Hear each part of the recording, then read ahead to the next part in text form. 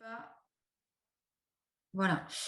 Donc, une fois que vous avez créé votre compte sur, je répète juste, sur France, vous avez envoyé votre dossier à Dominique et à la FFST. 2, quand vous avez la réponse de Dominique, vous allez sur France Compétences, vous créez un compte. C'est facile, il faut juste votre adresse mail, vous attendez quelques jours, il sera activé. 3e chose, vous allez sur le site, vous tapez BPF, vous allez avoir toute votre plateforme où vous êtes habitué, où vous remplissez votre BPF en ligne et vous avez différents éléments. Là, vous avez en bas à gauche EDOF qui est noté. Il faut l'activer. Pour l'activer, il faut une clé d'activation. Et c'est là que ça se corse. Avec Françoise, on a eu le même problème toutes les deux. C'est-à-dire voilà, la clé d'activation, où est-ce que vous la trouvez? Eh bien, vous la trouvez sur le document que la Directe vous a envoyé quand vous avez eu votre numéro de formateur. Vous vous souvenez que pour aller sur cette plateforme, vous aviez une clé d'activation. Attention, ce n'est pas la même, c'est l'autre, c'est celle qui est au verso. Donc, je redis, le document que la Directe vous a envoyé en donnant votre numéro de déclarant, dessus, il y a une clé d'activation que vous avez déjà utilisée pour accéder à ce compte BPF. Vous retournez la feuille et il y a bien marqué clé d'activation EDOF. Et c'est avec ça que du coup, vous pouvez aller sur le catalogue et inscrire la formation. Si vous ne le faites pas, c'est mort, ça ne marchera pas. Une fois que vous êtes accédé à l'espace EDOF, c'est automatique. Là, vous allez pouvoir rentrer dans le catalogue et créer votre formation. Vous créez votre formation, vous tapez tout le titre, mettre en place un shiatsu dans le cadre de son activité professionnelle. Le nombre d'heures, c'est 200 heures. Oui, et c'est pas moi. Je vais faire la chasse aux fausses formations qui ne sont pas 200 heures, de toute façon, et ce sera une rupture de la convention et je retirerai la personne du compte France Compétences. Oui, parce qu'en fait, on n'a pas le choix. Si vous avez un doute sur ce que vous avez le droit légalement de mettre, il suffit de taper, vous allez sur le site de France Compétences, vous tapez Shiatsu et vous allez avoir la fiche qui apparaît, la fiche de France Compétences. Vous voyez de quoi je parle? La RS, je ne sais plus combien sont. 54 S. Voilà. Et du coup, là, vous avez toutes les informations légales. C'est-à-dire que c'est gravé dans le marbre, on ne peut pas y toucher. D'ailleurs, c'est accessible sur le site de France Compétences. Et donc là, il faut vraiment que vous mettiez les mêmes indications. Ça veut dire effectivement, comme le rappelle Dominique, que c'est 200 heures. Le titre de la certification, c'est mettre en place un shiatsu traditionnel dans le cadre de son activité professionnelle. Voilà. Et puis aussi, vous avez les objectifs qui sont notés. Et qu'est-ce qui manque? Oui, et le public qui peut y accéder. Donc, quand vous remplissez votre formation, vous allez avoir différentes rubriques. On vous demande le titre, on vous demande la durée, on vous demande plusieurs choses, et notamment quel est le public qui peut accéder à cette formation. Et là, le public qui peut accéder à cette formation, on en avait déjà parlé, mais on le redit parce que c'est hyper important, ce n'est pas n'importe qui. C'est uniquement des masseurs non spécialistes en shiatsu, du personnel médical et paramédical. Et donc ça, il faut que ça apparaisse sur le catalogue. Ça veut dire que concrètement, les gens, quand ils vont taper shiatsu sur le catalogue du CPF, ils vont voir la formation que vous proposez et il y aura un encart rouge avec un panneau alarme qui dira « Cette formation est réservée » aux médicaux, paramédicaux et personnels, masseurs non spécialistes en shiatsu. Et du coup, ils cliqueront oui, s'ils veulent vraiment faire votre formation et que vous les avez eues, etc. Quand ils cliquent sur oui, ça veut dire qu'ils s'engagent aussi à dire qu'ils le sont vraiment. Est-ce qu'il y a des questions là-dessus? Parce que je pense que c'est important et qu'il faut y revenir. Non, juste, Fanny, tu as tout à fait raison. Hein. Ce n'est pas une formation qui est ouverte à tout le monde. Hein. On n'est pas sur un RNCP, hein, sur un titre professionnel. Hein. On est sur une compétence professionnelle. Donc, ce n'est pas du tout la même chose avec un public qui est très, très, très ciblé. C'est-à-dire que des personnes qui n'entrent pas dans la catégorie des gens qui peuvent être éligibles au CPF via cette compétence ne peuvent pas le faire. Voilà, donc là-dessus, on est en train de… si vous avez un doute, savoir si les gens sont bien médicaux, paramédicaux ou masseurs non spécialistes en shiatsu. Nous, on va préparer une petite liste. Non thérapeutique. Voilà, non thérapeutique. En fait, c'est marqué non spécialiste en shiatsu. Non spécialiste. Non, c'est sûr? Oui, et du coup, en fait, j'ai l'impression que ça a changé parce que moi, c'est ce que j'avais mis. Et bon, de toute façon, c'est à peu près… Voilà, on reste dans du massage non thérapeutique d'une façon générale. Si vous avez un doute, vous pouvez déjà leur demander quel est leur métier, dans quoi ils s'engagent. En fait, là où on est coincé, il ne faut pas qu'au niveau légal, on puisse se faire coincer. Si vous acceptez un conducteur de taxi, eh bien, et que vous vous faites contrôler, eh bien, c'est du détournement de fonds publics parce que c'est l'argent de l'État. Donc, c'est grave, ça va au pénal. Et nous, c'est évidemment pas ce qu'on veut. On va mettre en place un process pour contrôler, nous, à la Fédé, mais une fois que vous avez admis quelqu'un, nous, on n'a pas la main, en fait. C'est vraiment vous qui avez la main sur les inscriptions. Nous, à la Fédé, ce qu'on va vous demander, c'est une liste des personnes que vous avez inscrites au CPF et de nous donner un document qui prouve qu'elle est bien médicale, paramédicale ou masseur non thérapeutique ou non spécialiste en shiatsu. Mais nous, en fait, on arrive un peu après. C'est-à-dire, si vous avez cliqué, on va être un peu coincé. Vous allez être coincé parce qu'au moment de la certification, vu que c'est que la Fédé qui peut mettre la certification, votre élève, votre stagiaire n'aura pas la certification. Vous allez vous retrouver coincé. Donc, c'est pour ça que c'est vraiment important, si vous avez un doute, vous nous envoyez un message par rapport à sa profession, mais essayez de réfléchir un peu. Enfin, voilà, réfléchissez, voyez si ça peut passer ou pas. Par exemple, quelqu'un qui travaille dans un centre médico-social, à partir du moment où c'est du médico-social, bon, là, c'est plus facile parce qu'il y a le terme médical. Donc, il faut un petit peu doser. Et le massage, c'est du toucher. La définition légale du massage, c'est qu'il y a un toucher. Donc, tout ce qui va être massage bol tibétain, à moins que la personne vous fournisse un document, genre un CABIS ou un numéro NAF qui prouve que vraiment il y a du massage, et auquel cas, ce n'est pas votre responsabilité légale puisque vous avez un document qui prouve, vous pouvez, voilà, il faut vraiment que vous vous cadriez. Et si vous avez un doute, vous nous demandez. Est-ce que ça va, ça? En fait, je peux prendre la parole. En Oui. fait, il faudrait demander aux personnes qu'ils envoient par mail leur certification, voilà, les preuves de ce qu'ils avancent, s'ils sont masseurs, s'ils sont personnel médical, une lettre de motivation avec leur CV et éventuellement des preuves tangibles de leur qualification. Voilà, c'est ce qu'il faut faire en fait. Exactement. Cela dit, attention, il faut qu'ils aient exercé pendant 3 ans. Ah. Là où on a un petit gap, c'est que les 3 ans peuvent être au moment de la certification. Vu que ce n'est pas précisé, on gagne 1 an. C'est-à-dire que si c'est des gens qui ont déjà exercé au niveau professionnel pendant 2 ans, ça passe parce que tu vas leur faire passer la certification au bout d'1 an, donc il y aura 1 an de plus. Comme ça, ce n'est pas précisé, on peut jouer un petit peu dessus. Mais c'est tout. Donc, effectivement, il faut quand même qu'ils soient soit auto-entrepreneurs, soit qu'ils soient, tu vois, voilà. Il faut quand même qu'ils aient exercé pendant au moins 2 ans. Juste un certificat de massage ne suffira pas. D'accord. Voilà. Mais tu fais bien de demander. Est-ce que ça va? Je pense, Fanny, on peut dire qu'on a prévu de faire quand même une liste en interne. Tout à fait. Avec le CP va travailler dessus pour essayer de vous donner des indications, mais évidemment, on ne pourra pas être exhaustif. On ne pourra pas répertorier l'ensemble des métiers qui existent. Donc, en cas de doute, la FFST est là pour vous aiguiller, vous dire si ça passe ou pas. En fait, il ne faut pas qu'il y ait un doute. Enfin, on peut avoir un doute, mais il ne faut pas que ce soit trop gros. Il faut quand même que ce soit justifié.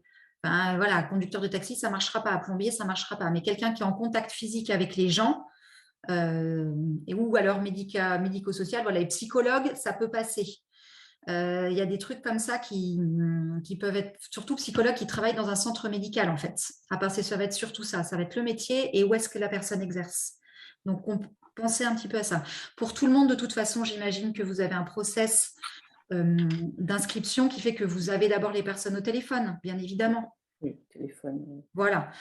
En fait, les gens, quand ils vont cliquer sur l'annonce, sur votre catalogue, vous aurez tout rempli. Je finis juste sur l'inscription pour ne pas perdre le fil. Vous avez donc rempli ce truc de prérequis absolument. Ça, c'est hyper important. Et puis, vous avez bien activé une session. C'est-à-dire, juste si vous mettez la formation, ça ne suffira pas. Il y a un petit plus en bas. On s'est fait avoir avec Françoise aussi, donc je me dis qu'on ne doit pas être les seuls. Il y a un petit plus en bas. Il faut bien cliquer dessus et créer une session. Vous créez la session avec les dates, etc. Et il faut la bien vérifier à droite qu'elle est active. Si elle n'est pas active, vous n'apparaissez pas en fait sur le catalogue. Donc, c'est la petite touche option à droite. Vous cliquez pour qu'elle soit active. Quand c'est actif, vous avez à peu près 24 heures de délai et ensuite, elle apparaît sur le catalogue du CPF. Donc, si au bout de 24 heures ou plus, vous voyez que ça n'apparaît pas, soit vous avez loupé une manip, ce qui est la plupart du temps le cas, soit il y a eu un bug. Il y a un numéro de téléphone si jamais vous avez vraiment besoin, mais moi j'ai attendu plus de 2 heures. Bon, mais c'est faisable si jamais il y a besoin, vous pouvez quand même les contacter. Pour trouver votre offre, vous tapez Shiatsu avec votre département, on n'est pas nombreux, donc vous trouvez facilement.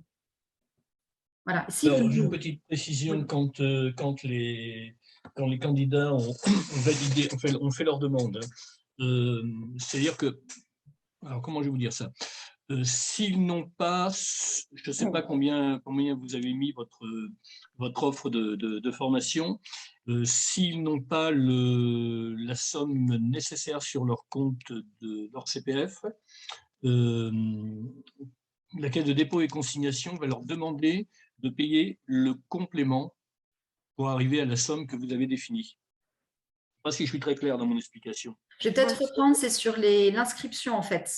Donc ça, Oui. c'est vous au niveau formateur, tout ce que vous avez à faire. Est-ce que sur ça, on est bon? Non. Oui. Ouais, ok. Après, vous m'appelez, hein, vous m'envoyez un mail si jamais vous avez un souci. Je l'ai fait il n'y a pas longtemps, donc voilà. Pierre, tu n'as pas eu de problème? Et Christophe non plus? Non, moi, c'est l'organisme, celles qui gèrent tout ça, donc c'est eux qui font ça, quoi. Donc, moi, je me mets en relation avec eux et voilà, ça se passe comme ça. Ok, Christophe, toi aussi, tu passes par quelqu'un d'autre? Non, j'ai tout a été créé et tout est bon pour moi. Ok, super. Donc, effectivement, quand même, tu as raison de le préciser, Pierre. Si jamais vous faites appel à quelqu'un d'autre, c'est une autre société qui vous donne le Calliope ou le Datadoc, effectivement, c'est eux qui vont avoir accès à la plateforme. Donc, il faut quand même bien vérifier avec eux qu'ils ont bien mis les 200 heures, qu'ils ont bien mis le prérequis, qu'ils ont… Ah oui. Voilà, vous checkez quand même, parce que c'est vous, en fait, notre contact direct FFST. D'accord. D'accord? Mm. Ok. Donc, ça, c'est pour vous, formateur. Maintenant, on passe avec la casquette « Je suis stagiaire et je cherche quelqu'un. Je cherche une formation ». Les stagiaires, ils vont avoir le catalogue, ils vont vous trouver. Ils vont cliquer sur « Lancer le dossier ». Vous, sur votre plateforme à vous, toujours Head-Off, vous voyez que quelqu'un fait une demande de dossier, mais il n'est pas accepté tant que vous ne l'avez pas validé. OK? Et là, il faut être très, très, très réactif hein, parce qu'on a 2 ou 3 jours ouvrés maximum. 2 jours, ouais, c'est ça. Ah, je croyais que c'était 3, mais… Non, vous en avez 2 ouvrés, mais vous êtes prévenu par mail. Vous n'êtes pas obligé d'aller sur votre plateforme tout le temps, vous êtes prévenu par mail. Mais attention, Pierre, toi, ce ne sera pas forcément ton adresse mail, du coup, ce sera peut-être l'adresse mail de l'entreprise par qui tu passes. Ouais. Normalement, ils ont précisé qui était le mail de contact. Donc, alors, moi, je n'ai pas été… je n'ai pas eu de mail. Hein. quand tu as eu quelqu'un, est-ce Ouais. que tu avais précisé ton mail de contact? Ben, faut que Ici, je il vérifie. les envoie. Moi, j'ai fait 2 dossiers. J'ai reçu le mail à chaque Le fois. mail, ben, c'est parce que je n'ai pas dû remplir là le truc. Voilà, donc c'est à gauche, vous avez catalogue formation, c'est pour mettre votre formation, et vous avez des données financières, il faut mettre votre RIB, et vous avez l'adresse, il y a tout marqué, adresse de contact réelle, le mail de contact, le numéro de téléphone de contact. Donc Pierre, peut-être vérifier qu'ils t'ont bien mis toi, pour que tu sois averti quand il y a quelque chose. Ouais, d'accord. Donc, du coup, vous, quand vous avez la validation, moi, je l'ai fait il n'y a pas longtemps, donc je sais. Donc, moi, il y a marqué en gros que c'est à valider. Donc, j'ai les adresses des personnes, je les contacte, j'ai tout mon process Calliope en place. J'imagine que vous avez un process aussi pour accepter les gens. Bien sûr, dans votre process, là, vous vérifiez qu'ils sont bien médicaux, paramédicaux ou masseurs non thérapeutiques. C'est hyper important. Vous leur demandez éventuellement de vous envoyer une preuve, comme disait Nadine, un certificat. De toute façon, vous en aurez besoin pour la FFST. Donc, vous demandez une preuve. Juridique, plus c'est légal, mieux c'est. Donc, si c'est un code NAF, c'est merveilleux, quoi. Si on a un code NAF, c'est parfait. Voilà. Et ensuite, vous, là, vous avez un truc sympa à faire, c'est que vous pouvez ajuster le prix. Vous pouvez l'augmenter, mais bon, généralement, on n'augmente pas. Vous pouvez l'augmenter de 15% maximum, mais vous pouvez le diminuer. C'est-à-dire que concrètement, si quelqu'un vient et vous dit, écoutez, je suis désolée, moi, j'ai que 2 000 € sur mon compte CPF, après, vous, ça vous appartient. Et que votre prix, je dis n'importe quoi, vous l'avez mis à 3 000, et que quand même, vous avez envie d'avoir un peu de monde qui vient, vous pouvez lui diminuer autant que vous voulez. Donc, vous pouvez passer à 2005. Et pour que le dossier soit validé, si, admettons qu'on part sur la formation à 3 000 € et que la personne n'a que 2 000 € sur son compte CPF, la Caisse de dépôt et consignation va lui demander de faire le complément de 1 000 €. Non. Alors, pas forcément. Oui et non, pardon. En fait, toi, tu peux lui diminuer le prix si toi, tu as envie. Vous n'êtes pas obligé. Je ne vous dis pas qu'il faut tous diminuer nos prix. Ce n'est pas ce que je dis. Mais voilà, moi, j'ai une personne, on était à 300 € près. Bon, allez, on y va, quoi. Enfin, moi, ça m'intéressait de l'avoir. Donc, moi, j'ai diminué mon prix. J'ai diminué et je peux changer les dates de session. Je peux même lui adapter son programme si besoin. D'accord? Donc, vous pouvez tout modifier. Mais une fois que vous avez mis le prix, vous faites envoyer et la personne reçoit votre offre, qui est donc une offre personnalisée. C'est ça qui est important de comprendre. Soit vous ne prenez pas la tête, vous lui envoyez l'offre de base, mais vous pouvez la modifier. Donc, la personne reçoit qu'en fait, au lieu de 3 000 €, c'est 2 500 € et du coup, elle paye. Si jamais elle avait que 2 000 €, vous avez négocié avec elle, vous avez vu qu'elle est d'accord pour 2 500 €, comme le dit Dominique, elle va avoir un paiement en carte bleue à faire, puisque la formation, vous avez vu avec elle qu'il était... Vous avez diminué, c'est à 2 500 €. Elle n'a que 2 000 €. Il manque 500 € qu'elle va payer tout de suite par carte bleue sur le site. Vous ne touchez rien. Je vous rassure, vous n'allez pas toucher les sous tout de suite. Mais vous toucherez les 2 500 € à la fin. OK? C'est pas mal quand même ce truc d'ajuster. Hein. Du coup, moi, j'ai mis un tarif un peu haut et comme ça, ça me permet de descendre si besoin. C'est une stratégie commerciale. Vous faites comme vous le sentez, mais vous ne pourrez pas monter de plus de 15%. Vous montez un peu, mais pas beaucoup. Voilà. Est-ce qu'il y a des questions là-dessus? On peut changer les dates de session quand quelqu'un arrive. Exactement. C'est-à-dire il y a, je ne sais plus, c'est 13 jours, je ne sais plus. Alors ensuite, la personne, donc toi tu modifies effectivement, la personne t'envoie. Tu dis OK, tu lui fais un truc sur mesure avec les bonnes dates, le bon prix oui, voilà. et éventuellement le programme. Ensuite, la personne a 11 jours ouvrés et même c'est 11 jours obligatoires avant le début de la formation parce qu'elle peut changer d'avis. Donc elle clique oui, mais même une fois qu'elle a cliqué oui, elle a 11 jours ouvrés pour changer d'avis. Donc si vous avez fait démarrer la date du début de formation moins de 11 jours avant, ça ne va pas marcher. Il faut que vous mettiez un décalage de 11 jours ouvrés avec la date que vous avez acceptée. OK? Une fois qu'elle a accepté, oui, elle est d'accord, oui, elle a payé ses 500 €, là, il va falloir, vous allez commencer votre formation, vous allez la recevoir, vous lui faites bien sûr signer les feuilles d'émargement, enfin tout votre process que vous avez l'habitude de faire. N'oubliez pas, vous n'avez que 48 heures pour dire qu'elle est entrée en formation. Ça veut dire qu'il faut, dans les 48 heures où vous avez reçu la personne en vrai, avec les dates, vous avez 48 heures pour vous connecter à EDOF et cliquer pour dire que cette personne est rentrée en formation. Voilà. Après, ça là, y est. Il y a un petit truc qui apparaît quand on a fait ça. Moi, j'ai fait ce matin pour mes 2 étudiantes là, qui sont rentrées samedi. Donc, j'ai mis qu'elles étaient toutes les 2 entrées en formation. Et puis, il apparaît sur mon tableau de bord que c'est prêt pour le versement d'un acompte. Donc, je crois qu'on a, je sais plus qui nous avait dit ça, c'était Benjamin, je crois, l'autre jour. Benjamin Thévenet, il nous disait que la Caisse de dépôt et consignation nous envoie, dans les jours qui suivent le début de la formation, un acompte de 25%, je crois. Oui, je crois que c'est à peu près ça. Ça, hein. Et le reste sera… Le solde à la fin de la formation. Et on reçoit le paiement peut-être parfois 2 mois après la fin. Ouais. Donc, une fois que la personne entre en formation, youpi, normalement, vous vérifiez bien, comme dit Dominique, vous avez reçu un virement dans les jours, semaines qui viennent de 25%. Tout ce que vous n'avez plus qu'une chose à faire, à la fin de la formation, au dernier jour de la formation, même chose, il faut enregistrer qu'elle a terminé sa formation, la validation de la formation. Même chose, hein, si les gens sortent de la formation avant la fin pour une raison X, il faut informer dans les 48 heures, mettre quelque chose sur le portail EDOF.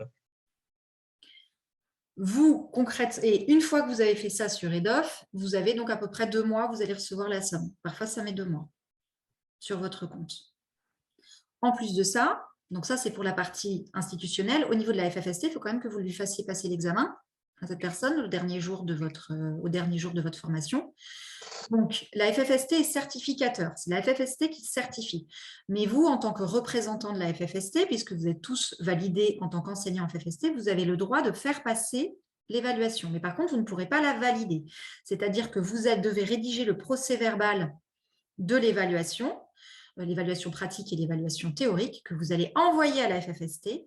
Et la FFST est seule à avoir la signature et vous enverra la certification que vous remettrez à votre stagiaire. Et là, ça y est, c'est fini. Et pardon, elle s'appelle comment la certification alors mettre en place un chiffre institutionnel. D'accord. C'est le titre qu'on a. Il y a un certificat, je veux dire papier, adapté à ça. Il y a un parchemin. Un parchemin. Il y a un parchemin qui a été déposé à France Compétences. Donc, les personnes qui auront la validation recevront ce parchemin. D'accord. Est-ce que vous avez des questions? Il est nommé comment, ce parchemin, Dominique? Mais il est délivré par. Alors, jusqu'à présent, c'est. Alors, on n'a pas encore fait, hein, mais le certificat fédéral, on l'envoie au formateur. Donc là, il n'y a pas de raison qu'on change le process. Au contraire, je pense qu'on va envoyer le parchemin au formateur qui le remettra à son stagiaire. Il n'est pas encore nommé alors. Si, il existe. Hein. Oui. On est obligé de déposer le parchemin dans notre dossier d'accréditation. Le parchemin, il existe. Okay. Mais on n'en a pas encore délivré. Okay.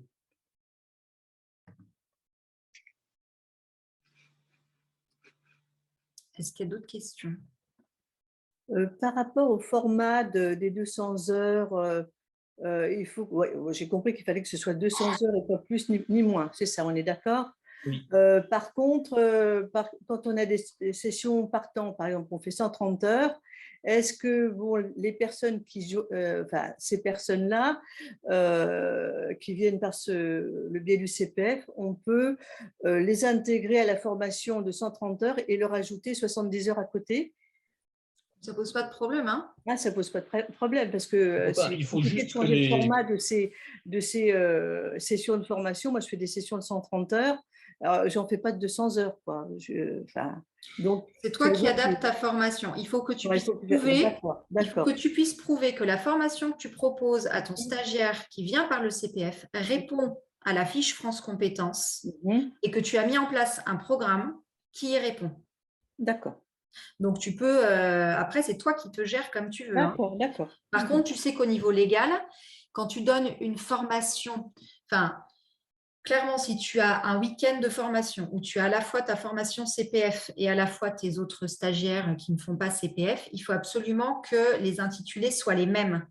D'accord. On est d'accord parce que tu peux faire 2 formations le même jour au même endroit à partir du moment où les objectifs sont les mêmes et le détail est le même. Donc, il faut absolument que ton programme de formation colle à ton programme CPF. Sinon, tu peux te faire toquer parce que tu as fait 2 formations différentes le même jour. Donc, c'est à toi d'être… Voilà, le même programme pour tout le monde, en fait. Exactement. Mais il faut que du coup que ce programme réponde. Mais de toute façon, le programme France Compétences déposé, il est assez large. Donc, voilà, d'accord. Ça correspond à peu près au niveau 1 initiation de Shiatsu avec voilà. Un petit peu plus, hein, parce qu'à niveau 1, on est sur une centaine, entre 100 et 150 heures en fonction des centres de formation. Et là, on a 200. Donc, ça fait en gros une année scolaire plus, voilà. Plus un petit trimestre. Quoi, à peu voilà, près. Ça ferait la moitié du niveau 2, quoi, à peu près. À peu près. Voilà. Bon, alors, ce que je vois aussi, c'est qu'il y en a qui vont être obligés de quitter la formation en plein milieu, en fait. Parce que quand ils vont intégrer la formation lambda, je veux dire que moi, je ne vais pas faire une formation spécialement pour ces personnes-là, ils vont finalement être obligés de partir au milieu de la 2e année.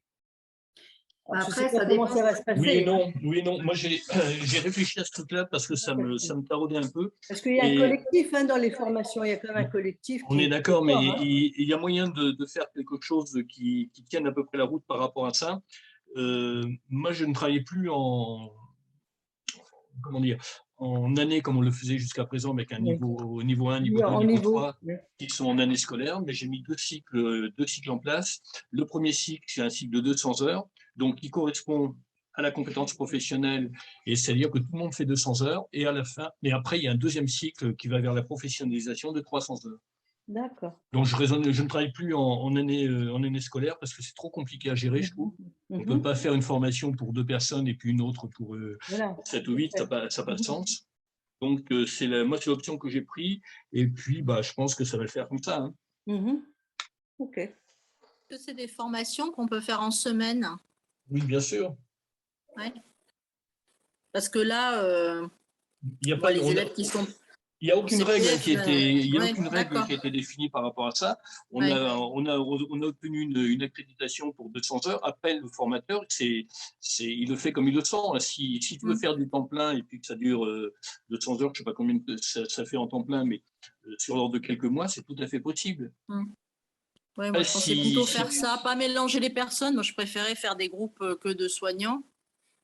Et je voulais le faire en semaine, en fait, parce que les autres personnes, elles viennent plutôt en week-end. C'est tout à fait possible, à condition que tes stagiaires puissent se libérer sur le Voilà. moment où tu vas faire les formations. Ah oui. Ouais. Il faut qu'il le prévoie à l'avance parce que de toute façon, ça se prévoit quand même un peu à l'avance, les dates. Oui, Donc, quand les gens font des CPF, en général, pour d'autres choses, ils posent les dates avec leur employeur, non? Enfin, il me non. semble. Le Non, CPF, non, il n'est pas nécessaire d'avoir l'accord de l'employeur, sauf c'est sur le temps de travail. Bah là, ça serait sur le temps de travail s'ils viennent en Oui, mais semaine. donc ça veut dire qu'il faut négocier avec l'employeur et l'employeur peut toujours dire non. Ah, oui. Il a le droit. Si c'est lui qui met sur son plan de formation, il n'y a pas de problème, ça marche. Par contre, si Oui. c'est le CPF sur le week-end, donc on n'a même pas à prévenir l'employeur. Par contre, Oui. si le CPF se fait sur du temps de travail, il faut l'accord de l'employeur, obligatoirement. Mm. Donc après, c'est chaque stagiaire qui va le négocier avec son boss. Hein. Oui. Oui. OK.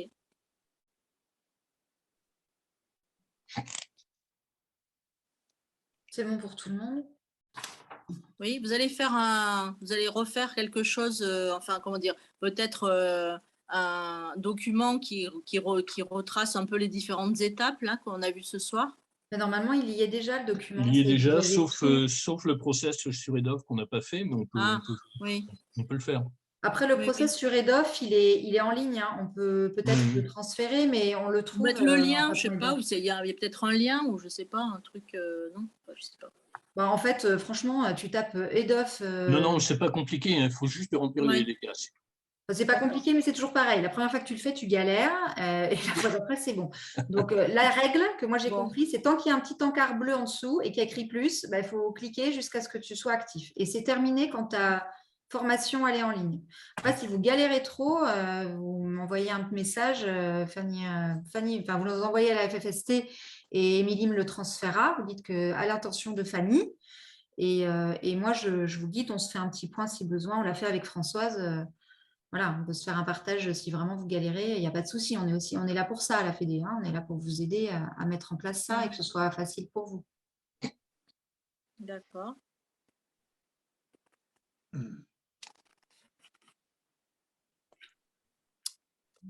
Bon, bah super, si c'est clair pour tout le monde, c'est parfait. Bah, vu qu'on ne l'a pas encore fait, ça semble clair, mais bon. Il y a l'histoire de la clé d'activation qui est un peu pénible, mais après, c'est bon. Après, petit rappel quand même, vous devez avoir Datadoc et Calliope à partir du 1er janvier 2022. Donc, je ne sais pas où vous en êtes. Je sais que Paula Pierre est passée par un organisme extérieur qui a Calliope. C'est tout à fait une possibilité que vous avez, mais auquel cas, ce sera le nom de cet organisme qui sera visible qu'il faut envoyer à Dominique. C'est cet organisme qui le remplit. Pour les personnes qui n'ont pas encore Calliope, qui n'ont pas réfléchi encore, ben, faites-le. Il faut réfléchir. Voilà. Réfléchir. Voilà. Passer à l'action. Voilà. Après, moi, je l'ai Calliope. S'il y en a qui ont besoin d'un accompagnement Calliope, c'est faisable aussi. Hein. S'il y en a qui ont envie de se lancer dedans, ça demande du temps, mais c'est faisable. Christophe, tu l'as aussi, donc ça s'est bien passé. Alors moi, je n'ai pas le Calliope, j'ai le Datadoc, mais je vais le passer, là, je vais le préparer. D'accord. J'attendais la reprise pour pouvoir faire tous les papiers qu'il faut. Voilà, donc si jamais il y a un pool de formateurs qui est motivé pour passer Calliope, moi, je l'ai passé comme ça, je l'ai passé avec d'autres personnes qui voulaient le faire. Ça crée quand même une émulation, ça crée un groupe, ça peut être intéressant. Moi, je l'ai, le Calliope, hein, je viens de l'obtenir. Ah, super. Voilà.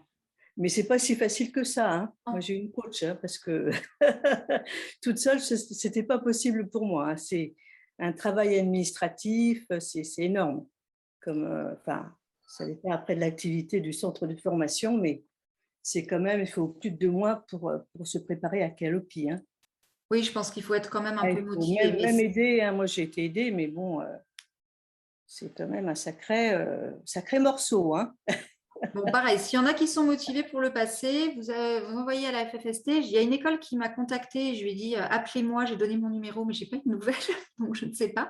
Mais si vous êtes motivé par la démarche Calliope, que vous avez envie qu'on se fasse une visio pour grosso modo déblayer, voir un petit peu dans quoi vous mettez les pieds, on peut se faire des rendez-vous réguliers.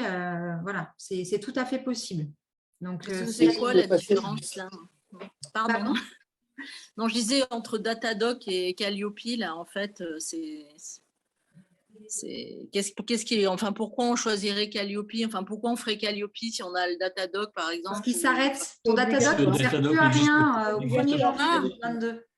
Bah, heureusement que je ne l'ai pas fait alors. Hein, parce que Tu as bien fait, exactement. je reculais, je me disais, ah, je vais le faire, je vais le faire. Ah, bah, je ne savais même pas qu'il allait s'arrêter. Donc maintenant, Oui, il n'y a oui. que Calliope. Donc, du coup. Oui, oui, oui. D'accord. Mais cela ok. dit, Bon, ceux qui ont Datadog, c'est quand même un tout petit peu plus simple hein, parce qu'il y a quand même quelques petits documents qui sont déjà dans Datadog qui vont repasser dans Calliope. Ah oui. Ah, mais... C'est pas complètement inutile. Que quelques-uns, hein. Oui, que Ouais. quelques-uns.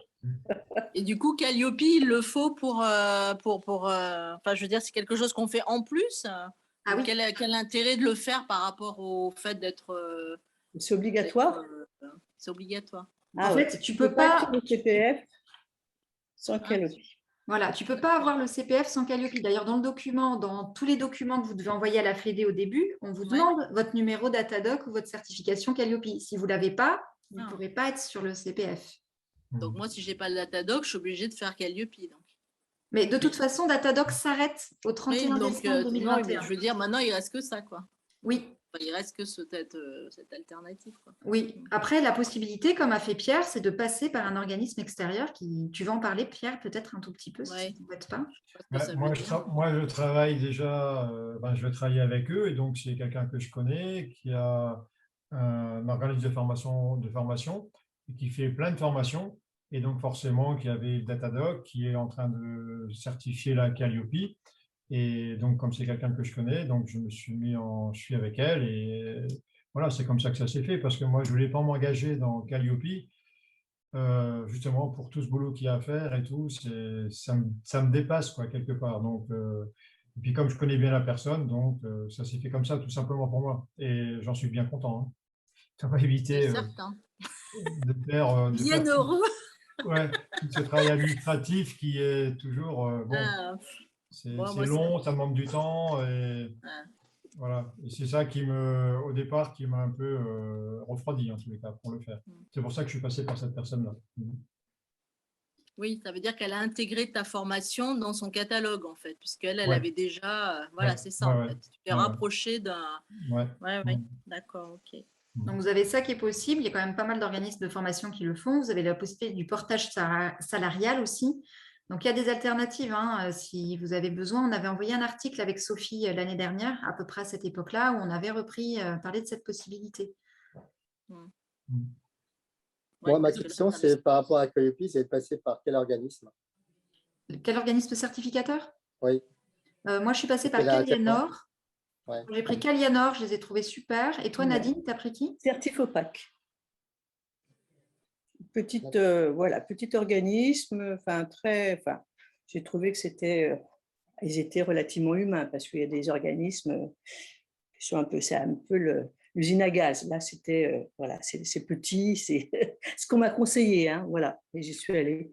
Ouais, j'ai fait le même choix que toi, et dans les conseils qu'il faut donner aux gens, c'est prenez un petit organisme de certification et de préférence, s'il peut pas être de votre région, c'est peut-être pas plus mal. Parce que comme ça, vous avez de la chance de retomber sur le même à votre audit de surveillance. Et ça peut être pas mal, du coup, dans les trucs et astuces. Et après, en termes de prix, Nadine, tu te souviens combien toi, tu es déjà un organisme là depuis longtemps? Oui, mais moi, j'ai payé très cher parce que j'ai payé le Certifopac et j'ai eu une coach, si tu veux. Donc, ça m'est revenu à 7 000 €, hein, je dois dire. D'accord. Tout compris, entre la réflexion du site Internet. On est sur des prix quand même plus, hein, je veux dire. Donc, moi, le coaching, parce que c'est une dame, en fait, elle est audite, elle audite aussi les organismes de formation pour Calliope. Donc, j'étais avec quelqu'un qui savait parfaitement de quoi elle parlait. Mais bon, ça m'a coûté bonbon, quoi. Après, c'était un investissement, hein, je veux dire, ça m'a épargné des mois et des mois et des mois de travail que je n'étais pas capable. D'ailleurs, je n'avais pas le temps de fournir ce temps de travail. Ce n'était pas possible. Je n'ai pas les compétences aussi parce qu'on apprend plein de choses. Hein. On apprend plein de choses. Les fiches d'inscription n'étaient pas aux normes. Enfin, je veux dire, les conventions n'étaient pas aux normes. Je veux dire qu'on retombe un peu sur, sur nos pattes. Mais en fait, on a quand même pas mal de surprises par rapport à ce qu'on propose en tant qu'organisme de formation qui n'est pas complètement dans le cadre, quoi. Donc, ça m'a appris plein de choses, mais bon, je suis contente d'avoir finalisé quand même, hein, parce que je ne Oui. dis pas Champagne. le stress. Voilà, ben, je l'ai eu au débu septembre. Voilà. Ah, super, hein, c'est une super nouvelle. Parce que j'étais un peu toute seule là, à la Fédé, donc je suis ravie Ah oui, ben, voilà. que tu me rejoignes. Et alors moi, c'est un prix beaucoup moins cher que j'ai eu, mais moi, je suis un jeune organisme de formation. Ah oui, oui, c'est Donc, ça. Ce qu'elle m'a voilà. dit, c'est les organismes entrants, ils n'ont pas les mêmes Voilà, donc pour conditions donner de une passage. idée, moi j'en ai eu pour 1 300 €, mais j'ai pas pris d'autres. J'ai fait tout l'inverse de toi, c'est-à-dire que j'ai même pas fait de pré-audit. Moi j'ai tout Ah fait oui. toute seule Ouais, avec mes petits doigts et ma ouais, tête. ouais, super, super, Voilà, super. mais Bravo. avec des copines. Bravo, bravo. Donc c'est faisable, il y a tous les prix. Alors si je dois Oui. donner un conseil, Christophe, moi on me l'a donné qu'après, c'est un conseil que je n'ai pas pu utiliser, mais je t'invite fortement à utiliser la plateforme Digiformat. Et quitte à payer, tant pis, c'est 60 € par mois. Moi, là, je suis en train de l'utiliser parce qu'après, il y a avoir Calliope et ensuite, il y a garder Calliope, qui sont deux choses. Oui. S'il faut le garder après. Et du coup, Digiformat, l'avantage, c'est qu'ils ont déjà tout. Le programme de formation, tu es sûr que quand tu le rentres, il y a bien tous les items. Tu es sûr que tes contrats de formation, ils sont dans les clous. Tu es sûr d'avoir toutes les infos et ça va te faire gagner beaucoup, beaucoup de temps parce que du coup, tous les documents sont déjà préformatés en mode Calliope. Donc ça peut être bien si vous vous lancez dans l'aventure d'avoir déjà cette base-là. Et donc, comme je disais, même ceux qui nous voient en différé, si vous êtes tenté par Calliope, envoyez un mail à la FFST. Si vous êtes 4 ou 5, moi, je vous propose de faire des visios régulières pour vous accompagner là-dessus. Voilà. Ok. S'il n'y a pas d'autres questions, on va peut-être fermer, Fanny. C'est bon? Par contre, avant de partir, moi, j'aimerais que les membres du CASCP restent pendant 5 petites minutes, s'il vous plaît. L'enregistrement, on le récupère comment? Tu m'envoies tes cours et je te l'envoie. Non, je plaisante. Je vais l'envoyer à la cellule communication de la FFST ce soir. Donc, j'imagine qu'ils vont vous l'envoyer, soit ils vont vous le mettre sous forme de format YouTube, soit sous forme d'un lien à télécharger. Si c'est un lien à télécharger, je vous invite à le faire rapidement parce qu'il va disparaître au bout d'une semaine. Je pense que pour des raisons de confidentialité, c'est plutôt ça qu'on va utiliser. Oui. Donc, dès que vous recevez le mail, vous téléchargez la vidéo. D'accord, ça marche. Voilà. Ok. Bon, à bientôt. Bonne soirée. Bon, Bientôt, merci merci, bonne soirée. Merci. Allez, bonne Merci à tous. soirée. Merci, bonne soirée à tous.